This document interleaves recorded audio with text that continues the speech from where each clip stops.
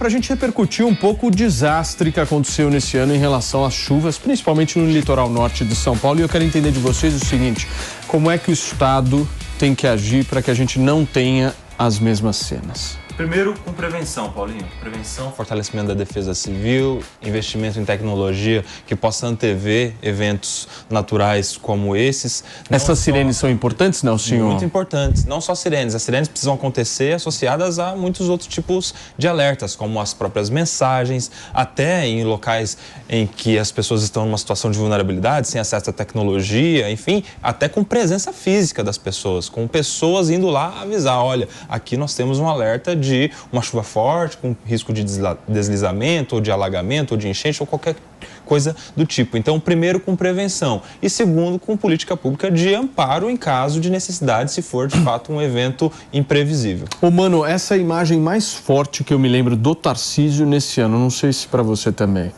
É uma das mais fortes em relação à postura que ele teve no contexto já da emergência, né? Ou seja, ali ele tinha acabado de virar governador, houve um desastre e ele se colocou numa postura muito próxima da população, ajudando e fazendo o seu governo se mobilizar em torno de tudo que era necessário.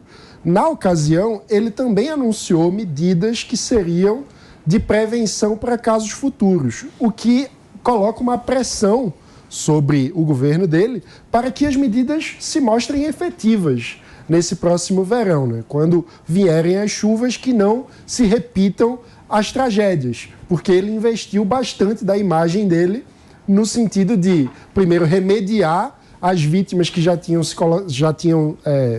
estavam sofrendo com o fenômeno ali, mas também de anunciar medidas mais estruturantes para evitar uma nova tragédia. Então vai ser um momento de prova importante do governo Tarcísio em relação à capacidade de entrega efetiva da política de prevenção. Ju, você acompanhou o desastre no litoral norte esse ano? Como é que você viu tudo daí de Brasília?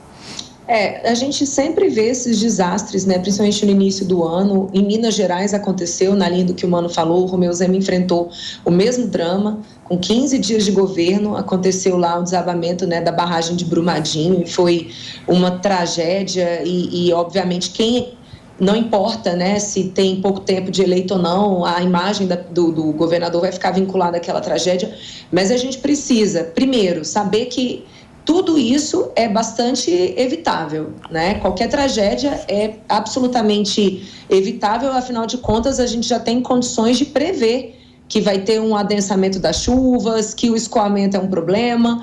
E quando a gente fala de obras estruturantes, a gente sabe que elas não são feitas de um ano para o outro. Principalmente uma cidade que já tem ali todas as estruturas delas estabelecidas, então fazer o deslocamento das pessoas, a remodulação do planejamento urbano, tudo isso leva tempo. E é importante que a própria população tenha maturidade para aceitar as mudanças que se façam necessárias. Porque muitas vezes a gente vê tentativas dos governos, principalmente do Rio de Janeiro, de fazer a retirada da população que mora lá em barrancos, né, nas favelas. A gente vê uma revolta muito grande das pessoas, né? Mas assim, não tem como você acender uma vela para Deus ou outra para o capeta, assim. Se você quiser evitar que as pessoas morram de tragédias naturais, é necessário que a cidade esteja preparada para receber essas chuvas que a gente já sabe que vai acontecer.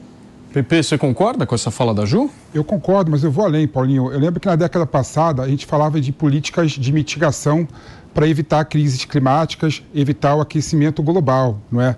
O mundo avançou pouco desde então. Então agora nós estamos falando em políticas de adaptação, né? Porque infelizmente a crise climática é uma realidade, não é?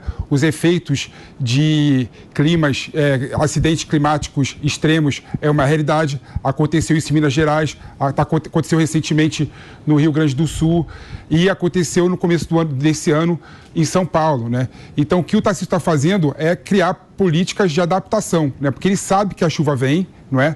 Então a Defesa Civil de São Paulo tem que estar preparada para adaptar as pessoas à realidade, né? Seja por tecnologia, seja com o uso de sirene, seja com um planejamento para evacuar a população de São Sebastião para um lugar seguro quando vier as chuvas fortes que vão vir. Então, uma política realmente acertada. Que vai vir, certeza absoluta. Até com um detalhe, a gente se lembra no começo do ano que a gente teve, inclusive, ações judiciais para autorizar a retirada compulsória de pessoas que não quisessem deixar aquelas casas. Então, isso é importante também, um preparo jurídico. Claro que isso é um segundo passo. O primeiro passo seria pelo convencimento, a demonstração de que elas devem sair voluntariamente. É legislativo, executivo, judiciário, todo mundo junto. E aí passa por uma necessidade de saber para onde a pessoa vai, né? Porque geralmente a pessoa se recusa a sair porque não sabe para onde vai. E mais, a garantia de que haverá segurança de que ninguém vai lá furtar todos os bens dela. Você me pediu, Fabrício? Não, acho que tem uma coisa aí que a gente precisa destacar, né, Paulo? Que infelizmente a gente só aprende depois da tragédia.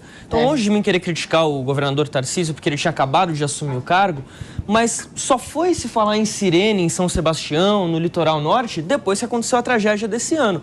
Na reportagem do David, ele falou que a próxima cidade que vai receber as sirenes é o Guarujá, onde teve deslizamento lá em 2020 ainda, em toda a Baixada Santista, aliás, com mortes também. A gente já viu casos parecidos no Rio, em outros estados do país, e a gente só aprende depois da tragédia. Quando isso não tem que ser uma política de governo, do governo Tarcísio, é algo que tem que ser uma política de Estado, passar de um governo para o outro, para que a população esteja sempre preparada para esse tipo de coisa. Ju, quer fazer mais um complemento? Perfeito, perfeito. Não vai ser resolvido no mandato de 4 anos. Isso realmente tem que ser transmitido de um governo para o outro e a população precisa ser, primeiro, informada dessas medidas, né? Os benefícios precisam ser esclarecidos para que a própria população brigue por essas obras. Né? Porque, assim, existe uma máxima, o político, ele vai evitar fazer obras que não apareçam. Ninguém gosta de fazer obra debaixo da terra. Por exemplo, trocar a tubulação, né, aumentar a capacidade de escoamento da água, tudo isso fica ali embaixo da terra. O que o político geralmente gosta de fazer é ponte, né, é estádio, porque isso está ali, está fácil de ver. Mas qual é o benefício que essas obras trazem para a população? É bem menor do que uma obra profunda debaixo da terra. Então está na hora das pessoas começarem a cobrar e a participar da elaboração dessas propostas para que não sejamos mais vítimas e essas tragédias não se repitam. Eu tive a oportunidade de ir para Brumadinho. É claro que ali em Brumadinho houve um dado a mais, né, que foi a falta de fiscalização sobre a capacidade de armazenamento ali das barragens. Houve uma falha da empresa, houve consequentemente previamente, na realidade, uma falha do Estado, porque não fiscalizou a atuação da empresa, mas eu estive presente na cerimônia de 1 ano de Brumadinho e digo para vocês, assim, um clima horrível, só de pisar no território eu já comecei a chorar, é uma tragédia revoltante, as pessoas revoltadas porque perderam seus entes queridos por um erro que poderia ter sido evitado. Então, assim, gente, 2023, com toda a tecnologia que a gente tem, não dá mais para dizer, fomos pegos de surpresa. Não, não dá mais. E o povo precisa cobrar propostas daqueles que se colocam como candidatos ao chefe do executivo, propostas nesse sentido, de mitigar esses danos.